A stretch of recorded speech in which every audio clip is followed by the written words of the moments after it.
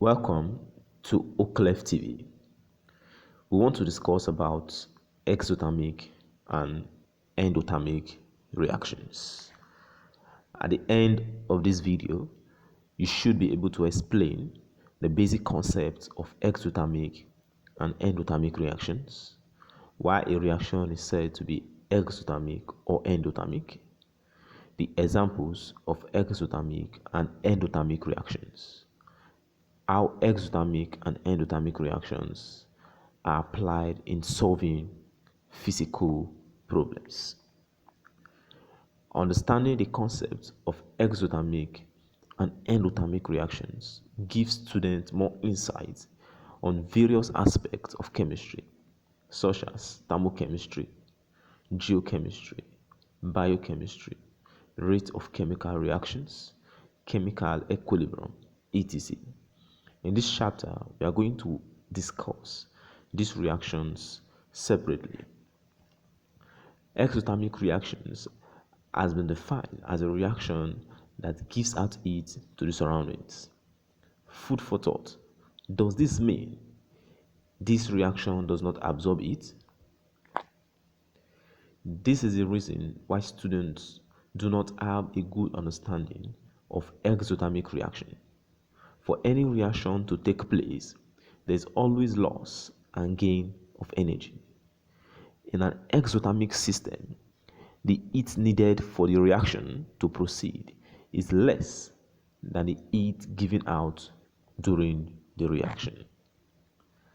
Therefore, we define exothermic reaction as a reaction that gives out more heat than it absorbs.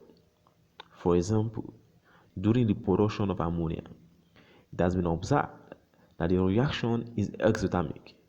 That is, the energy released is more than the energy applied. This can be explained by using the equation below. The reaction above is taking place at a temperature of about 500 degrees C. Other examples of exothermic reactions include reaction of sulfur dioxide with oxygen, conversion of liquid to ice, neutralization reaction, combustion reactions. In conclusion, we say that for a reaction to be exothermic, the amount of energy absorbed must be less than the amount of energy released. Endothermic reaction is said to be a reaction that absorbs heat from the surrounding. This does not mean that the reaction is not giving out heat during the reaction. That is, there is always loss and gain of energy during an endothermic reaction. So, we define endothermic reaction as a reaction that absorbs more heat than it gives out. For example, the melting of ice to liquid is an endothermic reaction because molecules in a lattice structure of ice, which is in a fixed position, have been made mobile. That is, energy has been applied to make the molecule mobile.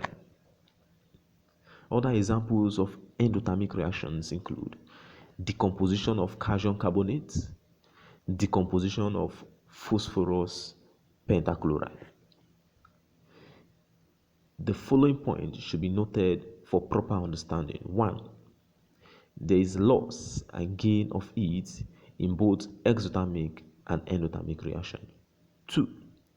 That the reverse of an exothermic reaction will give an endothermic reaction, while the reverse of an endothermic reaction will give an exothermic reaction. Thanks for watching. Don't forget to subscribe to Oclef TV and also click the bell icon to get more updates from this channel. Thank you.